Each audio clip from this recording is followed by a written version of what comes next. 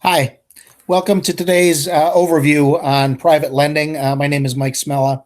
Been a financial educator for over 30 years, helping clients and actually their advisors help them to better grow and control money safely, securely, and soundly. And again, today we're going to be talking about private lending and how to use it as a very, very powerful and safe financial strategy and financial instrument. Whether you are early in your 20s and 30s and are looking to grow and control money, maybe for retirement, whether you are in your 50s and 60s and again are looking to create additional monies for eventual retirement, or even if you are already retired and are looking for ways to create additional safe money with continued growth, even or to create additional monthly income. So that's what we're going to be talking about today here, utilizing private lending as a financial instrument and strategy. A couple things as far as disclosures are concerned. Again, the information presented today is for informational, educational purposes only. Private lending, we're going to be talking about, it can be used in very many ways. Our focus today is on private lending secured by real estate, lending primarily to real estate investors as commercial transactions, and not talking about lending money to owner occupants or people to purchase their existing or purchase their new homes. We want to do this strictly for real estate investors as commercial transactions. There's a number of reasons for this that we can talk about and follow up with again, but that's the scope of what we're going to be doing today. Also, private lending, while it can be a very, very safe, secure way to grow and control money, it can also pose a very, very strenuous financial risk if it is not done correctly. As with any other financial strategy or vehicle, make sure that you have competent counsel, information, structure, and documentation before securing or proceeding with, again, any financial strategy or vehicle. And the information today is not intended, nor should it be taken as any legal or tax advice. So let's talk about some very basics as far as money goes. What we talk about is financial principles, what we should expect our money to do for us. And what we really look at is four different areas: growth, control, safety, and security. And again, whether you're young, whether you're old, whether you're a novice, whether you're an expert with money, these are really four things that fundamentally our money should do for us. Our money should grow. We should grow consistently regardless of what happens with the economy. We should be in control of our money and its performance. Our money should not be subject to the risk of loss, and our money and us should be the first to profit and have multiple layers securing its performance. So you're going to hear me talk a lot about growth, control, safety, and security with our money, and again, leveraging it in a private lending situation as a financial strategy and a financial vehicle.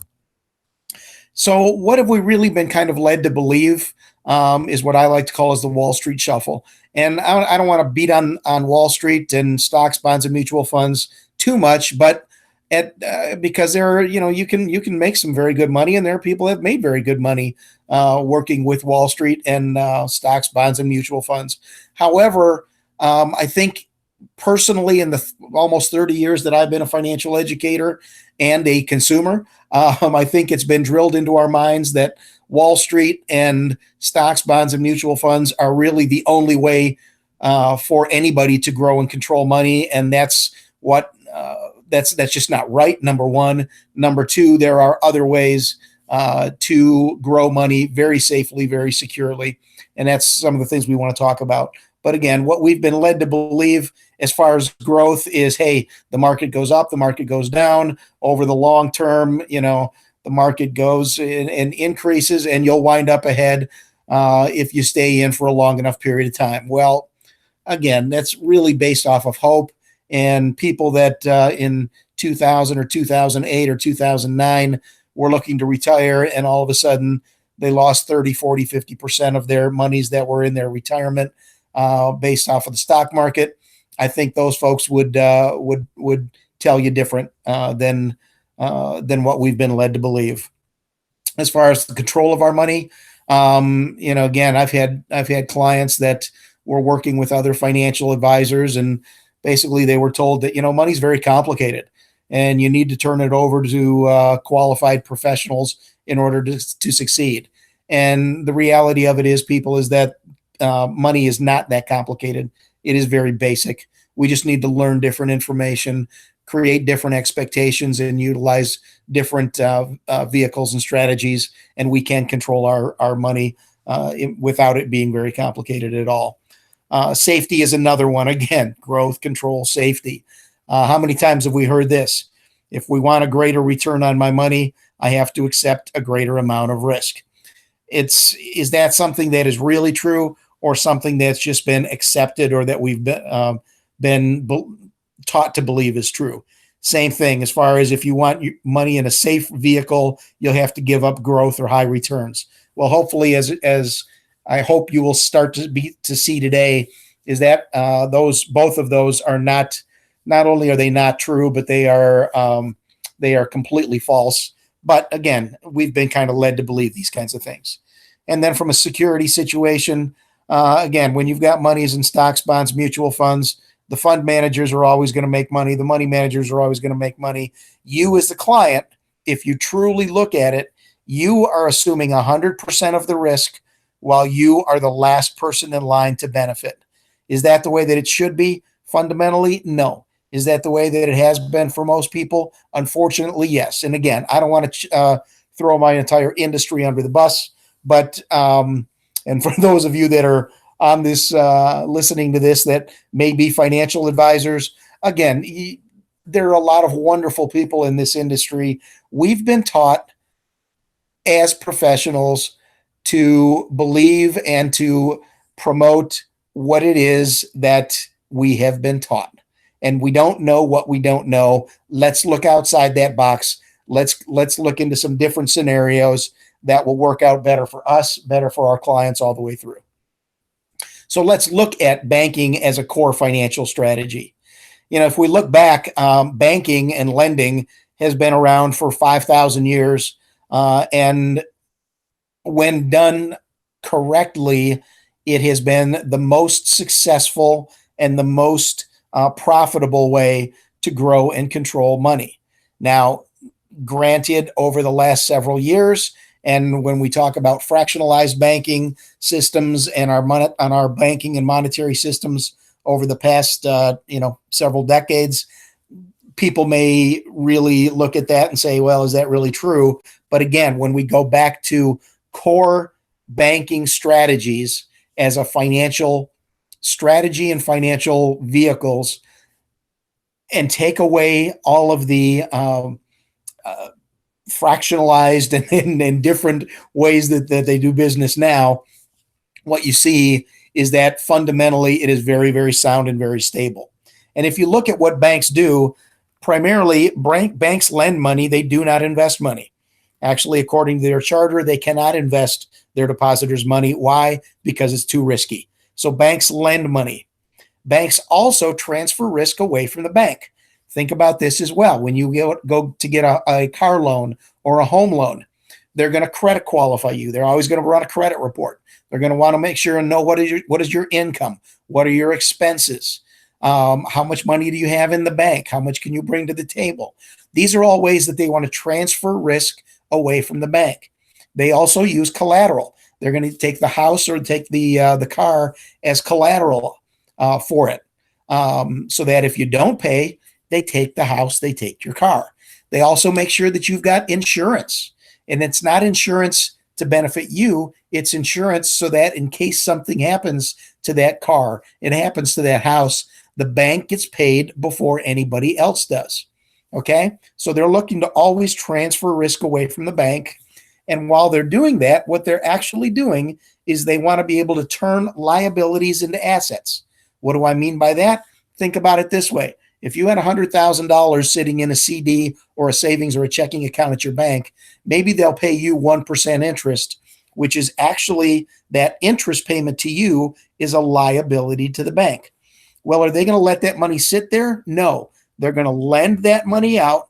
They're going to transfer the risk away from the bank, and they're going to lend it out at a higher interest rate or a higher rate of return for them to turn it into that asset. So they turn the liability, which is your money, into an asset on a long-term basis for the bank. So they turn, again, imagine being able to turn your liabilities into assets. It creates a tremendous way to grow and control money. By doing that, banks also create what is called volume and velocity of money. When they lend money out, let's say on a short-term loan for, let's say, 3 months, they create a volume of interest. You pay them back over a 3-month period of time for them to create, again, assets. Velocity comes into play as far as the more monies during, or the more times during the year that they can lend that same money out creates velocity of money. And when you look at their lending, the transferring of risk, turning liabilities into assets, and creating volume and velocity of money, you start to realize that banking as a core financial strategy can make a lot of sense, again, especially as far as safety and secure and growth and control of your money is. The other things the banks do very well is they are always the last money in and the first money out. When you, let's again, going back to a home loan situation, you bring your money to the table, everybody else brings their money to the table before the bank does. So the bank's money is the last one in, and then when you go to sell the house, the bank gets paid before anybody else does, excuse me. So when you look at all of these, it creates a situation where that the bank is in control all the way throughout. So long as the borrower pays, the bank makes money. What happens if the borrower doesn't pay? Well, again, when the bank does things right, they will take the collateral back. So the bank wins in any situation. So when we look at banking as a core financial strategy, we go back to what we've always, or a little variation of what we call as the golden rule, which is the bank's got the gold, so the bank makes the rules. When you look at this, again, why not put us in a situation where we can become the bank? Okay? So again, when we look at private lending as far as growth control, safety, and security comes into play, we look at things, again, from this scenario, we're looking at lending money secured by real estate, and we're lending money primarily to real estate investors for them to buy a house, rehab it, or repair it, turn around and sell it. Okay? Or in a situation where maybe a real estate investor has a house that they own free and clear, they want to put a loan on it because they need it to, again, maybe use monies for other real estate investing. But we want to look at this strictly from you being a private lender and how it creates growth, control, safety, and security. So let's look at the growth side. The growth side of this says we're going to create both volume and velocity of money. So the old adage where you need, if you want to have your money being safe and secure, you got to give up good returns. Well, that doesn't happen when you're a private lender. You can lend money out at virtually whatever interest rate you want to because you're the one that is lending the money. And when these real estate investors are looking for private money, they look for you as a private lender for a number of different reasons. Number one, you can probably act much faster than a regular bank can. As far as for them to be able to get a good deal on a house, they need to be able to act quickly.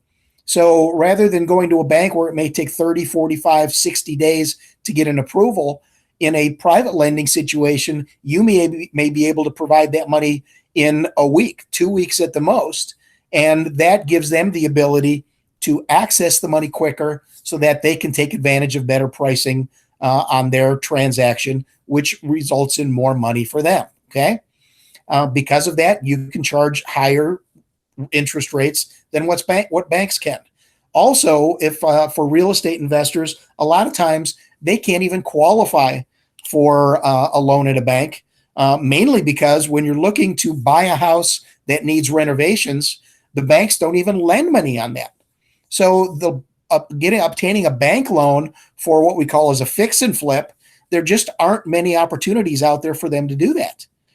So you as a private lender all of a sudden become in a much greater situation, which creates the ability for you to create more growth of your money by charging higher interest rates. It is not uncommon at all to have double digit 10, 11, 12% interest rates on fix and flip type loans. And while, again, that may sound too good to be true, that's just the way that the market is when you're a real estate investor looking for money from private lending sources. Okay. As far as the control goes, you're the lender. You set the terms, you set the rate, you set the payment schedule, you create all the rules of the game. You are the first one in line to profit, and you only proceed when you are comfortable. So when somebody comes and presents a potential loan scenario to you, and again, this is something that I've been doing and my partner and I have been doing for a number of years, is working both with the real estate investors and with private lending clients to make sure this becomes a win-win situation for both parties. The real estate investor wants to create, they need to borrow money. They want to create a profit. You as a private lending partner, you want your money to grow in a safe and secure environment without having to do any work and without having much, if any, risk involved. So when we can create a scenario that is a win for the real estate investor and a win for you as the lender, everybody can end up being in a win-win situation, which is a great thing to do. And you as the lender remain and retain the control all the way through. As far as safety is concerned, again, one of the big ways that we do this is we work on what we call as a low loan to value, 65, 70% max based off the after completed value. If we go back to, again, the big housing crisis back in 2008 and the lending crisis, I was in lending at the time, and we had banks that were routinely doing 95, 100%, even 125% loan to value on properties. That is way outside of what the norm should be. As a private lender, we always like to make sure that the clients that we work with and help advise maintain that safety. 65, maybe 70% maximum loan to value. Again, you can do what you want to do. We want to make sure that you are protected. Okay. And then also, let me back up, security. We're going to always collateralize it with real property. We want to make sure that clients are in a first mortgage position. So the borrower will sign a mortgage. They will sign a promissory note. We will have title insurance that will be required to make sure that there is clear title and that there are no other liens on the property. We're going to make sure that the borrower has homeowner's insurance or hazard insurance in case something happens to the property while you still have the loan out against it. In some situations, some of our private lending partners even want to make sure that there is life insurance taken out against the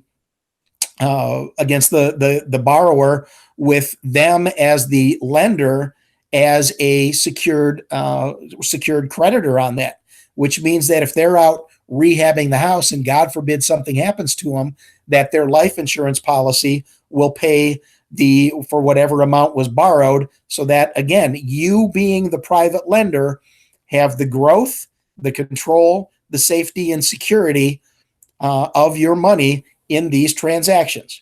Hopefully you're starting to see that this can be a very, very good way and a very, very good addition when done properly for you to grow and control money.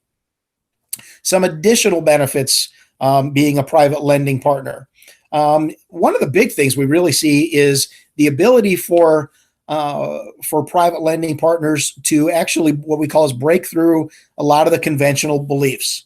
You really start to think and act as a banker, which now starts to create a different set of expectations with our money and different results.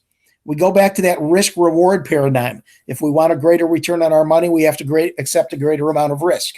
When you start to understand and think and act as a banker or as a lender, you start to realize that that risk reward paradigm really gets thrown out the window, because you can have the safety, the security, the control, and the growth without having any of the risk when it's done properly, when you do things as a banker. And that is a huge benefit as we see clients that then take that same paradigm and take that new information, that new knowledge, and the new beliefs and expectations and use that in other aspects of their lives, whether they're using it as a just as a consumer, or a lot of situations we have lending partners, private lending partners that are also business owners or investors themselves.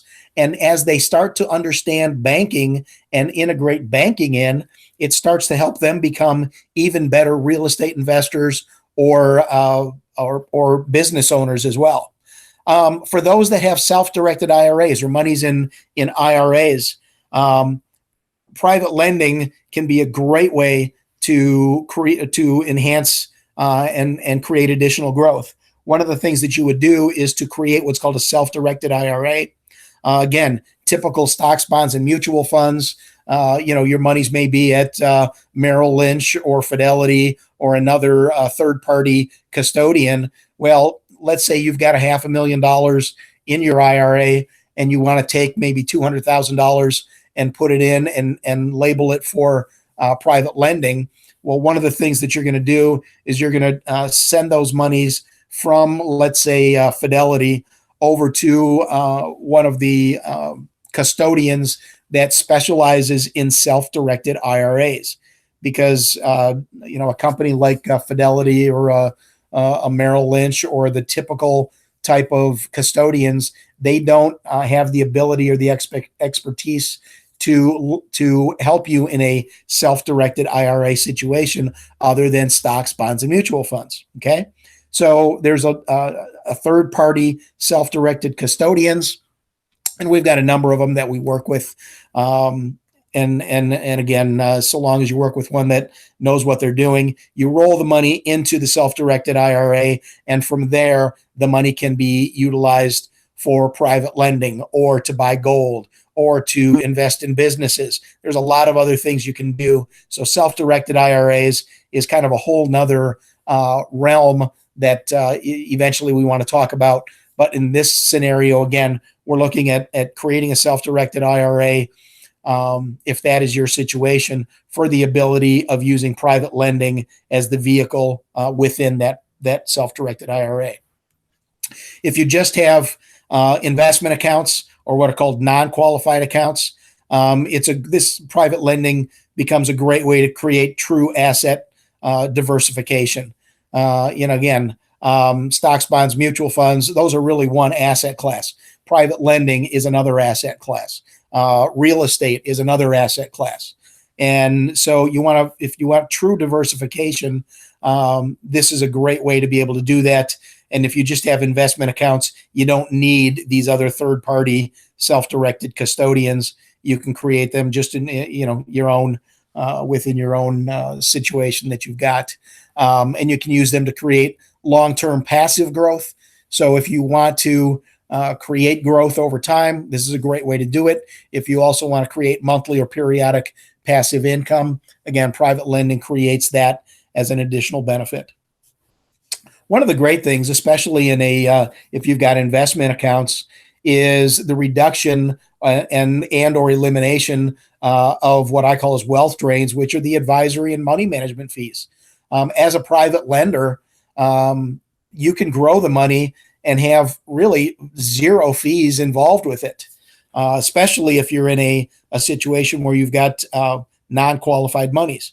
If you do have a self-directed IRAs, the self-directed IRA, the custodian does have some fees on a yearly basis, and there may be some transactional fees associated with it, but you typically are much less than what you see in a regular IRA situation.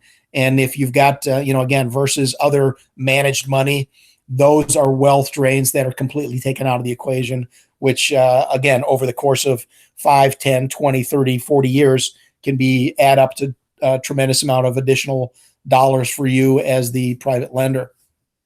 Another thing is you're able to build long-term, very, very good long-term relationships. Again, we're looking at doing this in a situation where we call it fix and flips. So you as a private lender need borrowers. You need somebody to lend the money to. Those are the real estate investors. They need the money. They need the private money. So there's a very good synergy that can come about.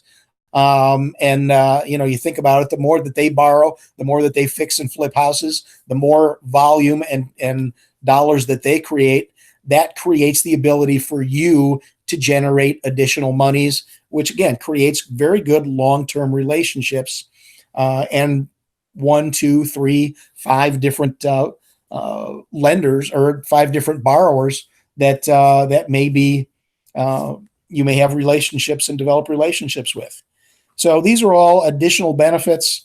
And again, the last one that I put down on here is that regardless of what happens in the economy, whether the market's going up, the market's going down, whether real estate is hot or real estate is cold, there are always opportunities for real estate investors to fix and flip properties, which means they're always looking for money, which means you have the ability from a private lending situation to create money and be in a position of strength all the way through.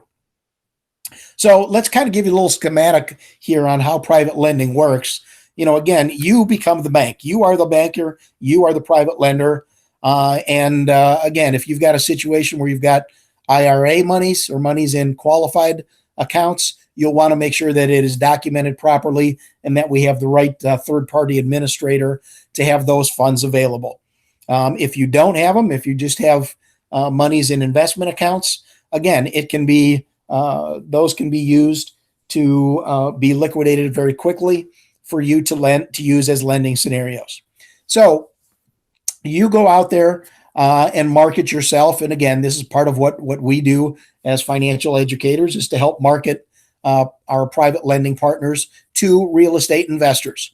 So you've got a real estate investor that comes to the table with a property that they're looking to purchase, renovate, and turn around and sell. So they bring a loan proposal to us, and we make sure and kind of scrub it and make sure it's a good proposal. We come to you as the private lending partner and say, hey, here's the situation.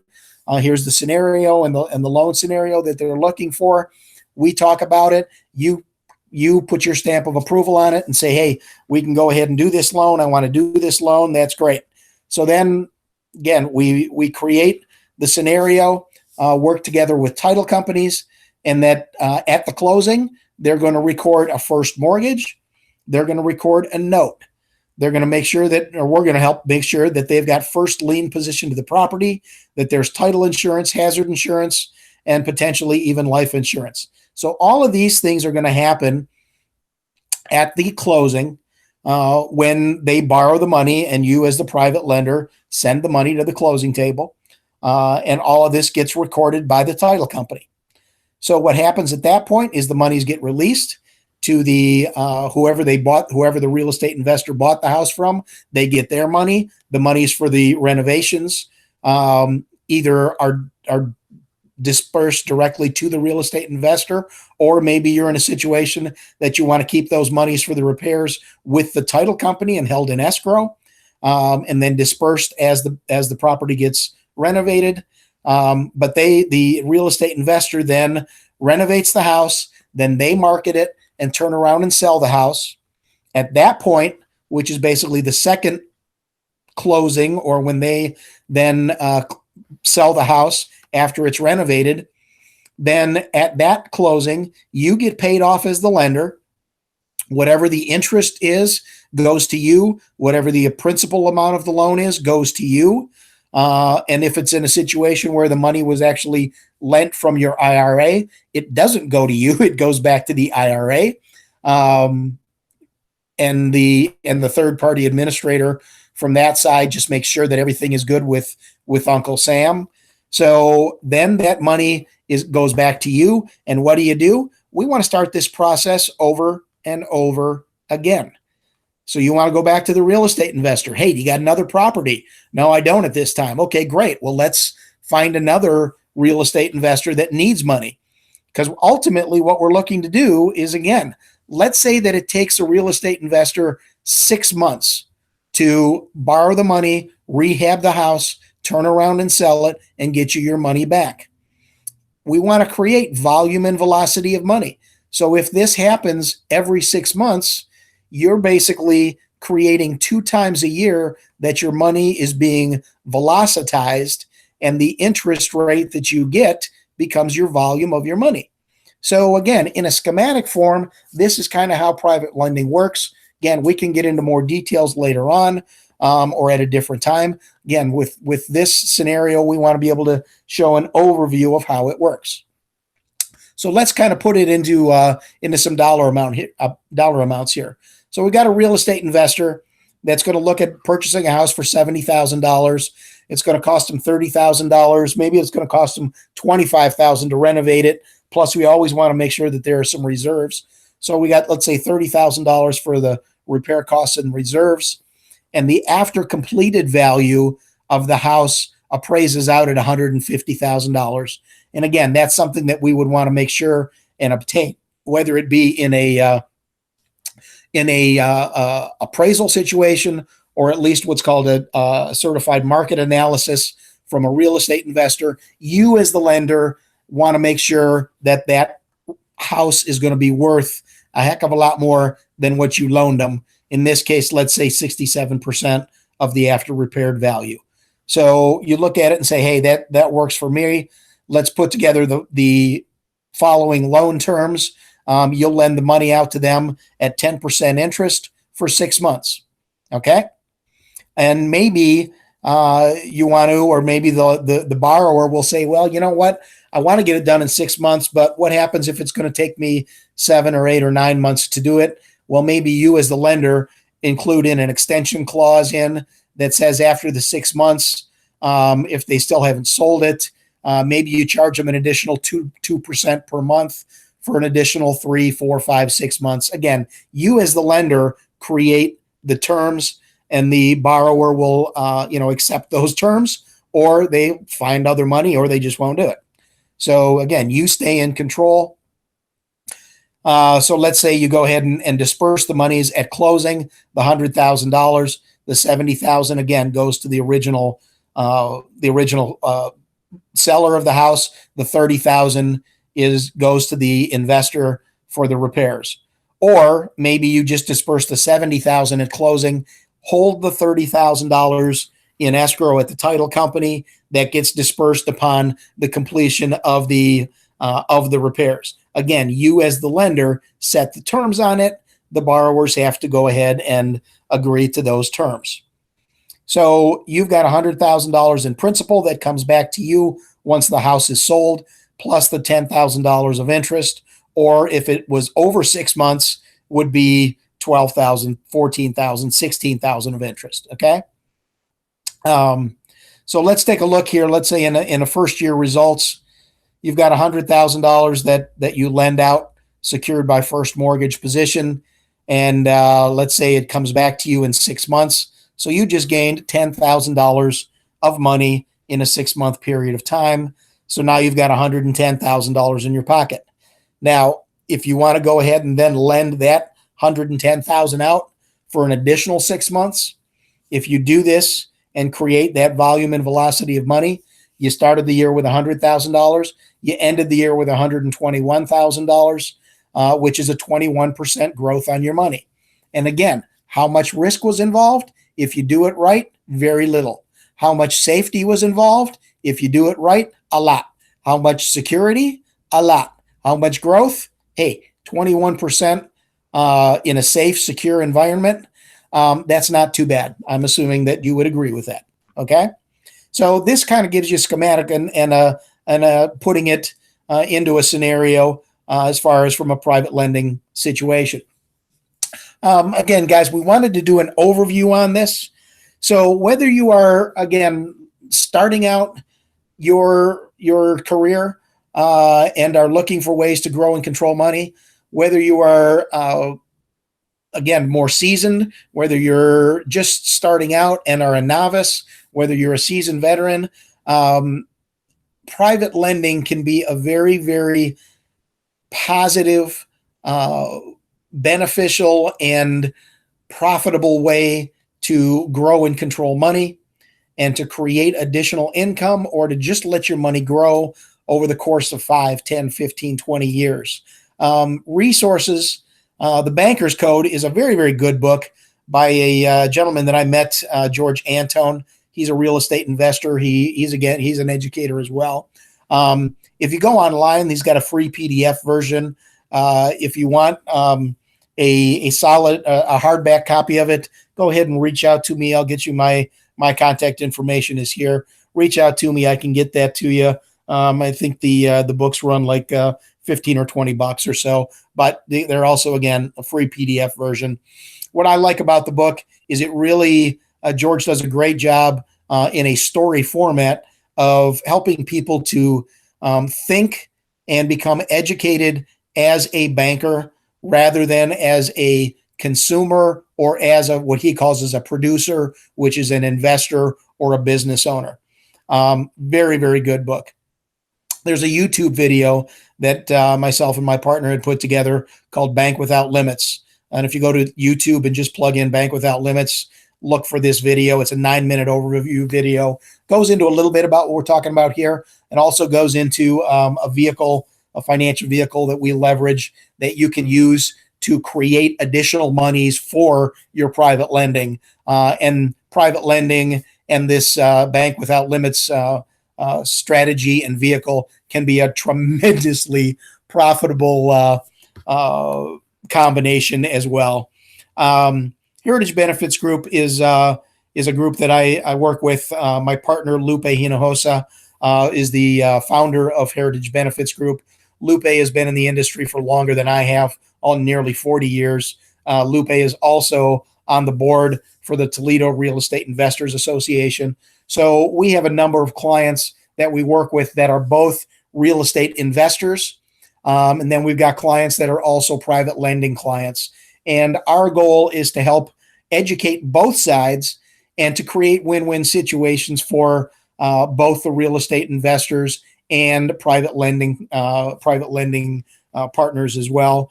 This is my contact information. I actually live in Michigan, and we do work with clients, and this information is very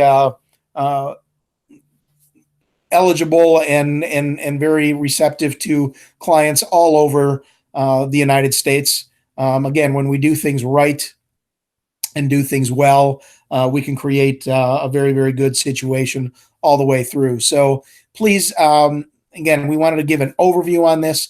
Don't want to keep you too long, but hopefully you can see that private lending can be a very, very beneficial, very profitable, very safe, secure way to create monies, create both short-term and long-term growth and control of your money. My name is Mike Smella, again, financial educator. Feel free to reach out to me or to Lupe. If you're, again, even if you're a real estate investor, if you're a private lending partner, a potential private lending partner, if you are also a financial professional or an advisor, we welcome the opportunity to talk with you and figure out ways that we can work together to ultimately better help clients. So thanks again, guys. I hope you have a great day, and we will be with you back soon. Thanks.